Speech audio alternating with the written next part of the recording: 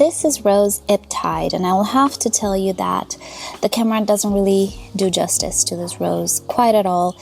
I was hesitant to buy it because I am not a fan of purples, but in real life, I absolutely adore this rose. And right now the color is not as deep purple as it used to be because it got really hot recently, and the flowers are also tinier than they used to be, you can see, but they are a very, very beautiful purple, quite a dark purple, but a nice sweet purple. And also the fragrance of this rose is absolutely magical. I love the fragrance. I'm not gonna give you a very full description of the fragrance because it's kind of hard to tell. These are the first-ish blooms. It's a very tiny rose bush. It's also kind of hot right now, so I would like to give it a year or two, maybe, we'll see, before I can make a full description of the rose and of the scent and everything. But these are the first blooms. This is maybe what you can expect in a warm climate. Sorry about the wind. I especially like the fact that it blooms like a lot. It produces a ton of blooms per stem, as you can see. Even in its first year, I planted this one like a few months ago, 2-3 months ago, and it absolutely looks gorgeous. It releases fragrance. Some of my roses do not have a fragrance yet, even though they are fragrant, so I really enjoy Ebb Tide. And if there's one thing that this rose and a few others have taught me is that cameras and pictures sometimes don't do justice to the real colors, because there are some limitations, and especially with roses that seem to glow a little bit, you just cannot see the full depth of the colors. You also, together with the 3D and the aspect of things and the shape of the rose, they just go. In reality, roses are actually better than you see them on camera. And Ebb Tide is a perfect example of that. A rose that I didn't know if I would like, I absolutely adore, and I cannot wait to see more of the blooms and how this will perform in my garden. This is Rose Princess Alexandra of Kent. Right now I can only show you one flower. It had more. It actually kind of finished its first flush, but I wasn't on point with filming it.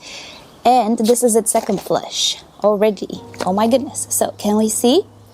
It bloomed here, and this is a secondary branch. Let's call it like that. And another one.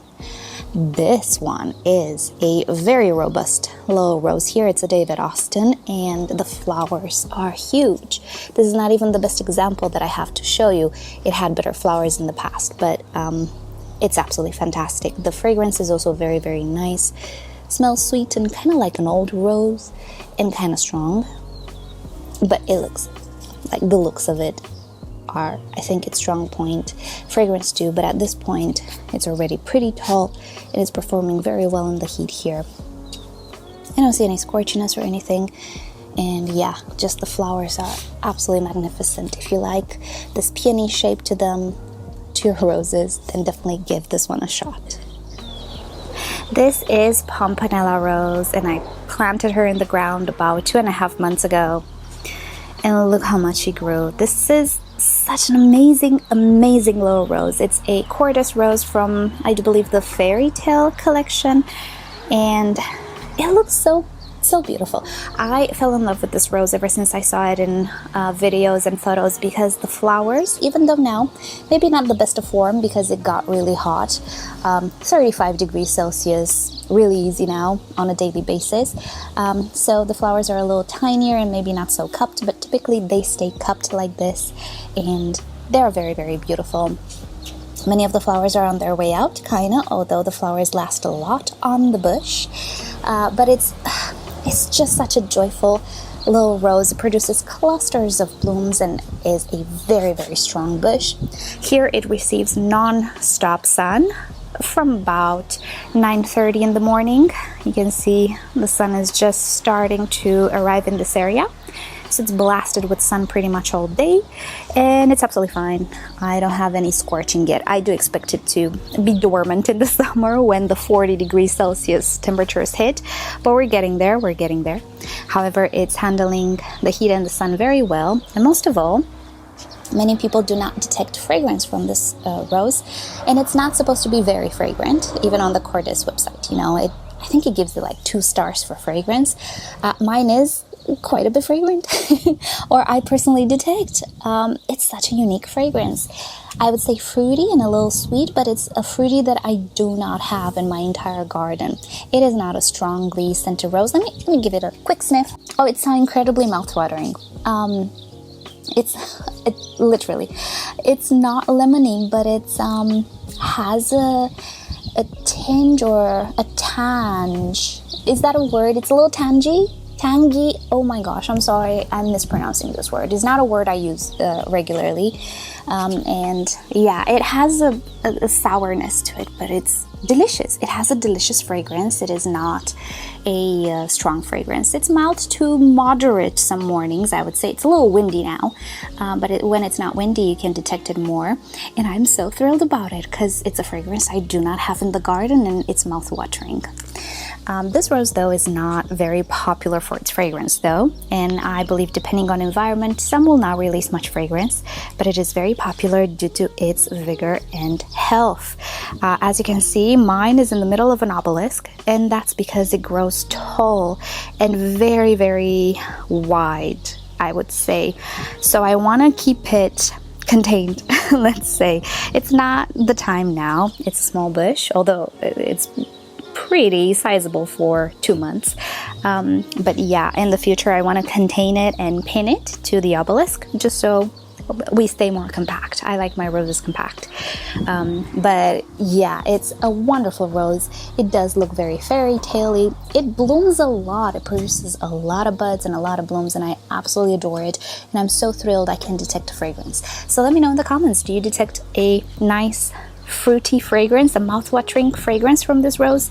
I'm really curious. Most people don't, so maybe it has to do with the warm climate. I have a warm and dry climate, to be honest. Maybe that's what this rose likes. Who knows?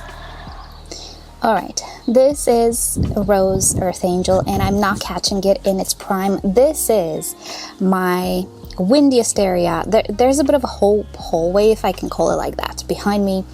And the air concentrates here and it blasts this area.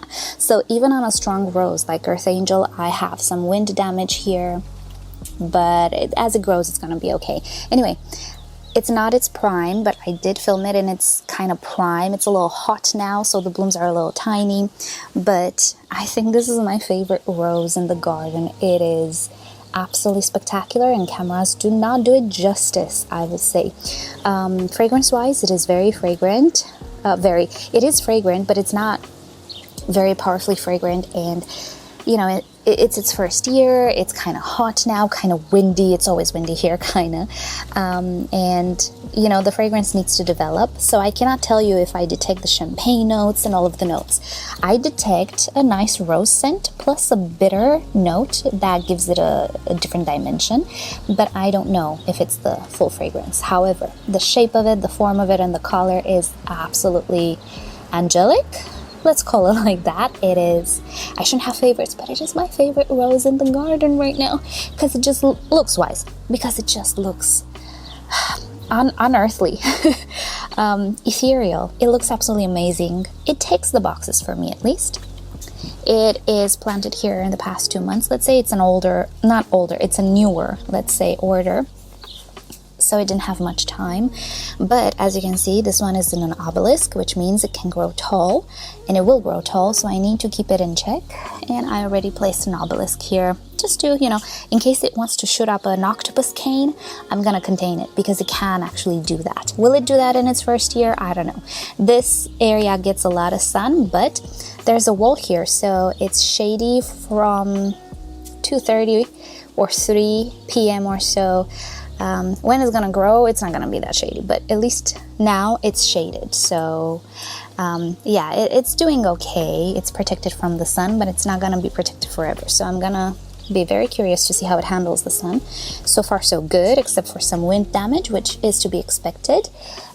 It is flowering and doing well in the heat and in the sun. It gets a lot of sun. So I think it's gonna be okay, but yeah, I'm gonna be very curious to see how this rose performs in the following years. It is, so far, my favorite looks-wise.